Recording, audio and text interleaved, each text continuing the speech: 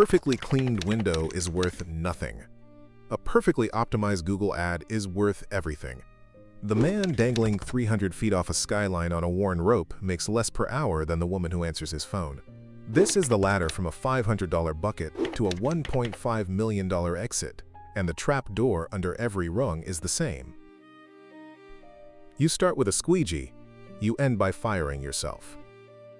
If you like breakdowns of how careers actually progress, like and subscribe so you don't miss the next one. Level 1. The solo bucket in Squeegee.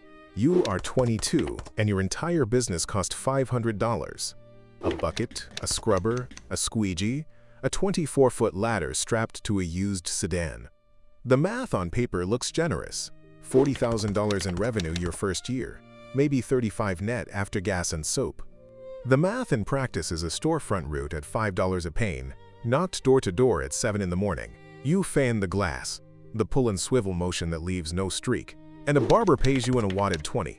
On a good July day, you clear $150 in cash. You tell yourself that's a pace. It isn't. By sentence count, your shoulders are already failing.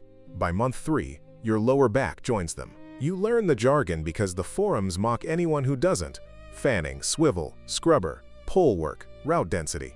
Route density is the real religion. 30 minutes between jobs kills you.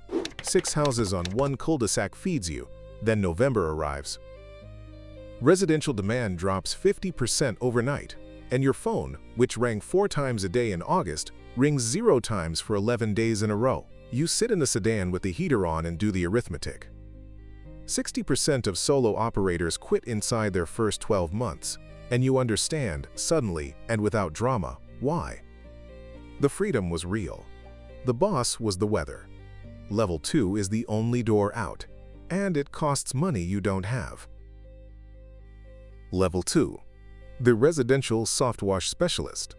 You finance a $2,500 carbon fiber water-fed pole, and the whole nature of the work changes in a single afternoon. The pole feeds purified water up 30 feet through a brush, and the trick is the number on the meter, 000 parts per million, 0 dissolved solids, the only reading that guarantees a spot-free rinse as the glass dries itself.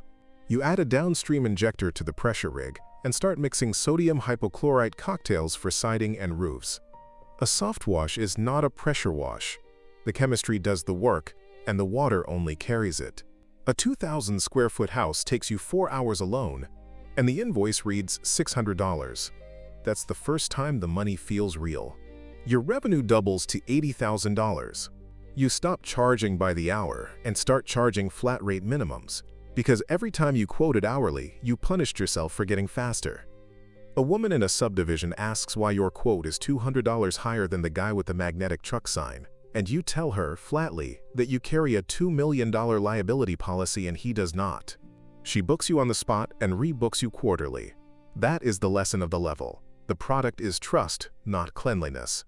Your shoulders, though, do not care about the lesson. By the end of your 3rd summer, you can't sleep on your right side. The pole is lighter than a ladder and still heavier than your body wants. You can keep grinding, or you can hire. Hiring is level 3. And level 3 is where 80% of this industry dies. Level 3. The first crew. You buy a used box truck. You put a kid named Dylan on payroll at $20 an hour, and within 6 weeks, your revenue is projecting to $250,000, and your owner paid to $120,000. On paper, you have arrived. In practice, you are in a truck instead of on a ladder, and you are working longer hours than you did alone. You still run a rag 60% of the time. The other 40 is quoting, billing, chasing a check from an HOA treasurer who has not returned a call since April. Then the workers, comp renewal lands. $12,000. You read the number 3 times because the first 2 didn't feel real. You send it anyway, because an uninsured fall from a 2nd-story gable ends the business and possibly your house. A crew of 2, you and Dylan, cleans a 3,500 square foot home exterior in 6 hours and invoices $1,200. The production rate works. The man behind the production rate does not. Dylan is slow, not lazy, slow. He fans the glass like a man painting a fence, and you watch him eat 40 minutes on a bay window you'd have done in 12. You say nothing for 3 weeks, because firing your first hire is the thing nobody warns you about. Then the call comes. A homeowner in Brookfield on the phone, clipped. Dylan left a ladder leaning against her siding, unattended, for 2 hours, while he sat in the truck on his phone. She watched from the kitchen. She has photos. She wants a refund, and she wants you off her property, and you agree to both before she finishes the sentence. You drive to the job site. You fire him in the cab of the truck in the driveway, and he cries. And you hand him a final check cut that morning because you knew for 3 weeks, and you drive back to the Brookfield house alone and re-clean the windows yourself in the dark with a headlamp. That night you sit at the kitchen table and price your own labor honestly for the first time. Not what you wish it cost. What it actually costs, loaded with comp, fuel, truck payment, phone, and the $50,000 contract a bad review could cost you next week. The number is higher than you've ever quoted. You raise every price 22% on Monday. Half your one-off customers go away. The quarterly recurring clients worth 4 times a one-off all stay. That is the hinge. The business isn't cleaning. It's retention, liability, and the nerve to fire the wrong person on a Tuesday afternoon. You hire 2 more. You stop touching the glass. Level 4 requires a certification that costs more than your first truck. Level 4. The high-rise contractor. You spend $30,000 on gear, on insurance riders, on a week-long course that ends with a practical exam.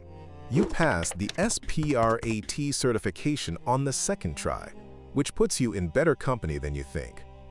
Roughly 30% fail the first attempt.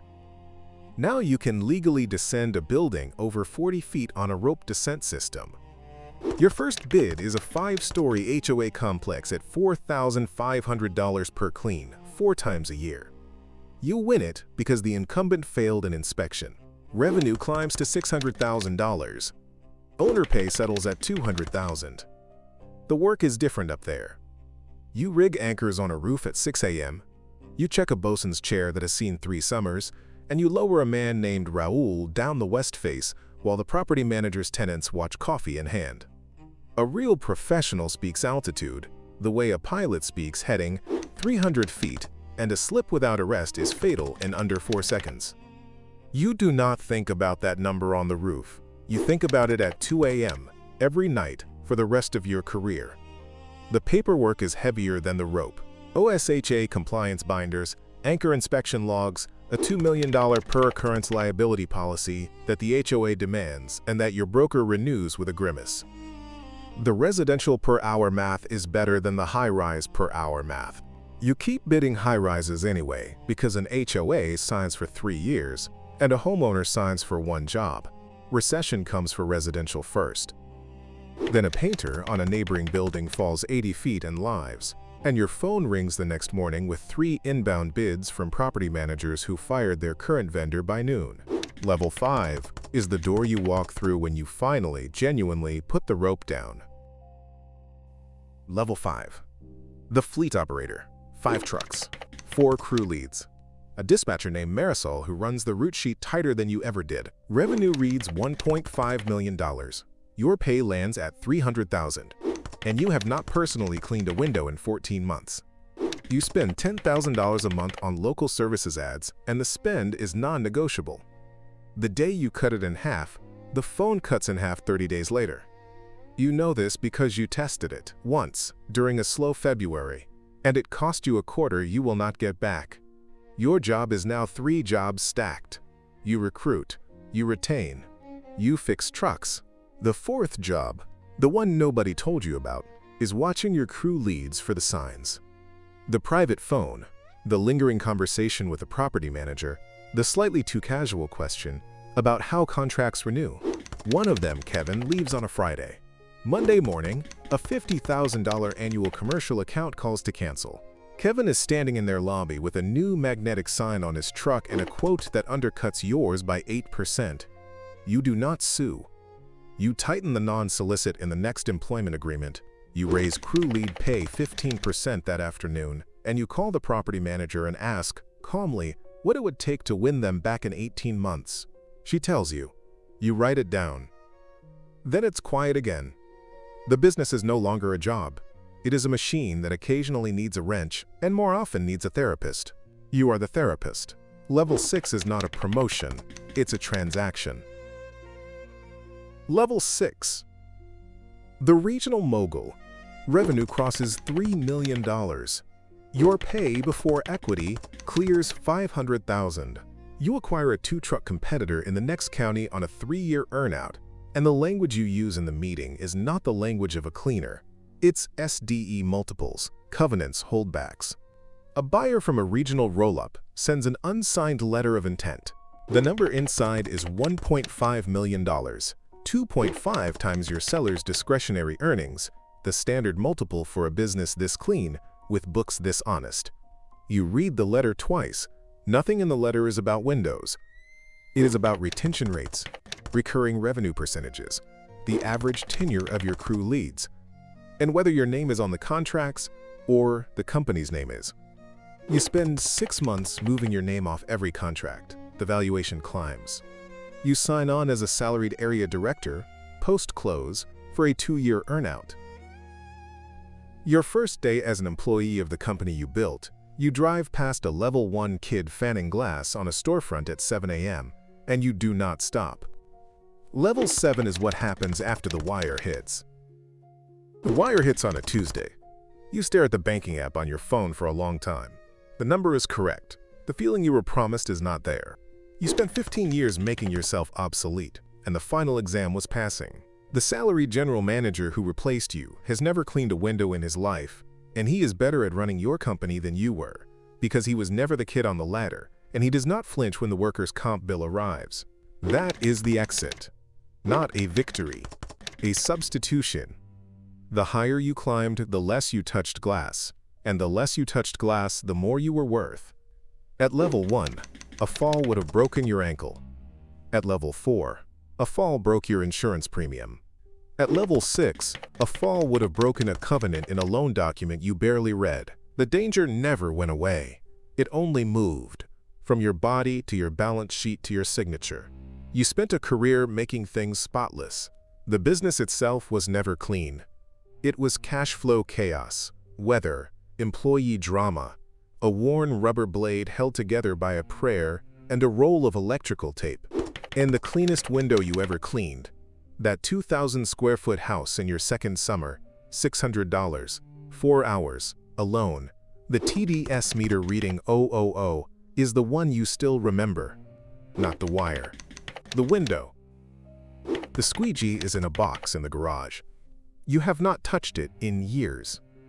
You could, any morning, pick it up and go fan a pane of glass for $5. Some mornings, you think about it.